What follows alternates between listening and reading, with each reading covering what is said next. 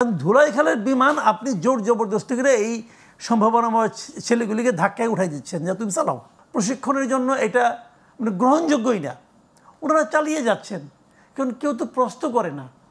36-এর মধ্যে 3টা চলে গেল, তাও কয়েক বছরের ব্যবধানে। এরপর তো এই বিমানগুলিকে বন্ধ, মানে যারা ধুলাইখালে পাঠানো উচিত ছিল। একটা গাড়ি বের করার সময় লোকে না রকম তেল পানি চেক করে নেয়, কেন রাস্তায় নষ্ট হইতে পারে। নষ্ট হলে আবার মেকারও পাওয়া যায়, আকাশের মধ্যে নষ্ট হলে মেকার কোথায়? স্বাগত জানাই দুজনকেই। আসলে যে সময় আমরা বসেছি সবাই, সেই সময় ভীষণ রকমের একেবারে স্বাভাবিকভাবে কথা বলার কারোরই উপায় থাকে না, কারণ আমরা যখন বলছি আমাদের সবারই চোখে পানি চলে আসছে। আমরা এই শোকটা যখন ক্ষোভ, শেষ মুহূর্তের ক্ষোভটা একটু দেখে আলোচনাতে ফিরি।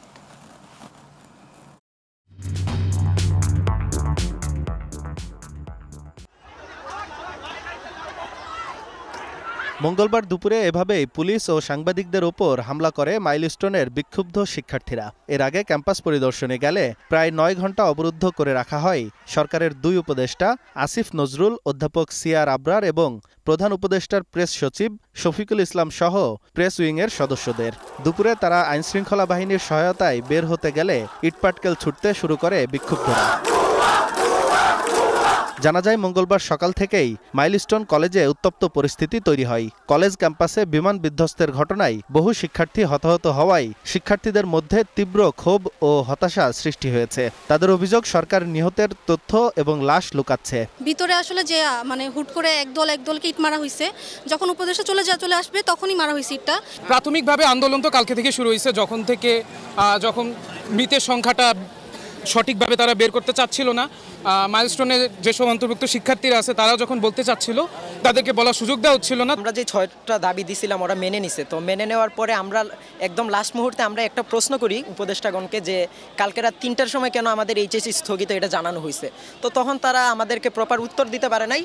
তৎক্ষণিক মুহূর্তে পুলিশ আমাদের মানে মাঠে ঢুকে সবাইকে লাঠিচার্জ শুরু করছে। আমাদের সামনে এসে বলতে হবে, আমাদের সামনে এসে তারা মুখে বলুক, আর আমাদের লিখিত দিতে হবে। তারা এটা না দিয়ে তারা নাকি অনলাইনে করে দিয়েছে, পাবলিশ করে দিয়েছে। 2-3টা ক্লাসরুমের তো একজন বাচ্চাও তো জীবিত নাই, তো ওরা এখানে তো 19 জন কোনো ভ্যালিড রিজনই না। ইন্টারন্যাশনাল মিডিয়াদের কাছে যে ভুল ইনফরমেশনগুলো যাচ্ছে, ওরা তো আর আমাদের ইন্টারনাল ব্যাপারগুলো দেখতেছে না।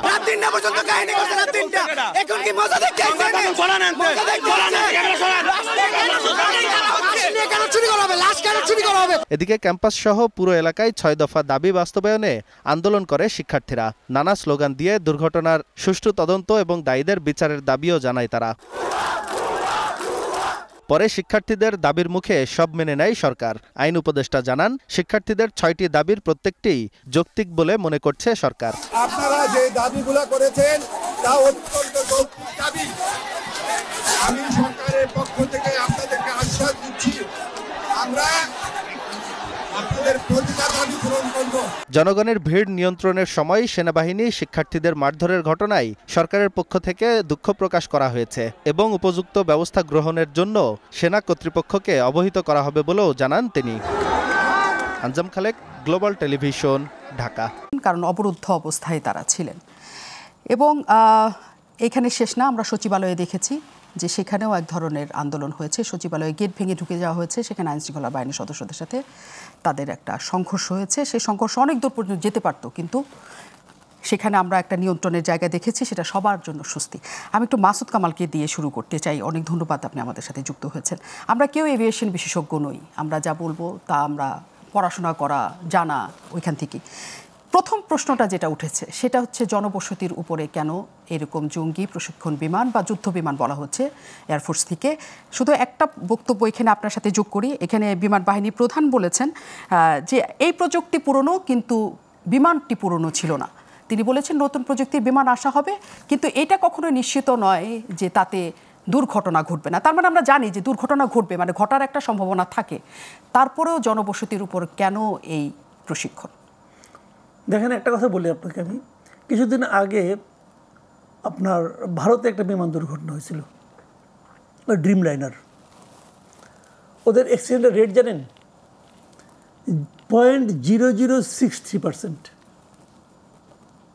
0.00363% ড্রিম লাইনারের অ্যাক্সিডেন্টের রেট। এই ঘটনার কারণে ড্রিমলাইনারের শেয়ার বাজারে ধস নামছে এবং মানুষ ড্রিমলাইনারে উঠতে যাচ্ছে না এখন, সিম্পলি একটা ঘটনার জন্য। কিন্তু দেখেন, যার অ্যাক্সিডেন্টের রেট হলো এরকম।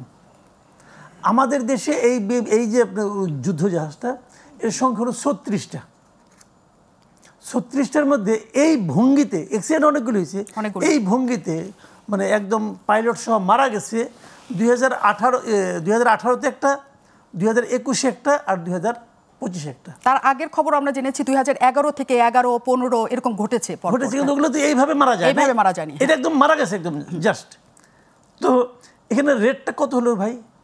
36-এর মধ্যে 3টা চলে গেল, তাও কয়েক বছরের ব্যবধানে। এরপর তো এই বিমানগুলিকে বন্ধ, মানে যারা ধুলাই খেলে পাঠানো উচিত ছিল। এখন ধুলাই খেলের বিমান আপনি জোর জবরদস্তি করে এই সম্ভাবনাময় ছেলেগুলিকে ধাক্কায় উঠাই দিচ্ছেন যে তুমি চালাও, বাকিরা যে বাইচে আসছে এই তো বেশি। পৃথিবীতে এটা কখনো হয় না, বিমানে যদি এরকম অ্যাক্সিডেন্টের রেট হয় সেই বিমান চালু রাখবেন এরা।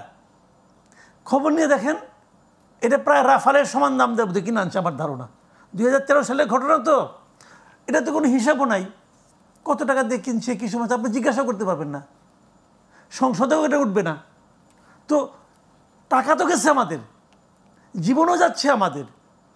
এখন যে ঝামেলাগুলি হচ্ছে দেখেন, এটা ভাই পৃথিবীর এরকম ঘনবসতি একটা শহরে এটা হতে পারে না। এখানে এই মানে আপনার প্রশিক্ষণের জন্য এটা মানে গ্রহণযোগ্যই না। ওনারা চালিয়ে যাচ্ছেন, কারণ কেউ তো প্রশ্ন করে না। কিন্তু এটা কি বলার কেউ নেই আসলে যে এখানে করা যাবে না, কারণ সেনাবাহিনীর বেসগুলো আমরা দূরে দেখি প্রশিক্ষণ। এর আগে যে দুটো বিমানবাহিনীগুলো কেন, একটা অ্যাক্সিডেন্ট হয়েছে মধুপুরের জঙ্গলে, আর একটা হয়েছে কক্সবাজারের সমুদ্রে। এরকম আলোচনা তো হয় নাই। এইবার তো জনসব একদম স্কুলের মধ্যে হইলো, কাজে এইবার আলোচনা হচ্ছে হয়তো। কিন্তু এইগুলি আমার আপনার আলোচনা করার দরকার কেন? তারা কি করেন? তারা কি এগুলো জানবেন না? তারা সেফটি বিষয়টা তারা কি নিশ্চিত করবেন না? একটা গাড়ি বের করার সময় লোকে না রকম তেল পানি চেক করে নেয়, কেন? রাস্তায় নষ্ট হইতে পারে, নষ্ট হলে আবার মেকারও পাওয়া যায়। আকাশের মধ্যে নষ্ট হলে মেকার কোথায়? এই জন্য বিমানে তো আপনার বেশি করে করা হয়। তো সেই কাজগুলো ওনারা হয় ঠিক মতো করেন না। কিছু না কিছু তো হয়েছে ভাই।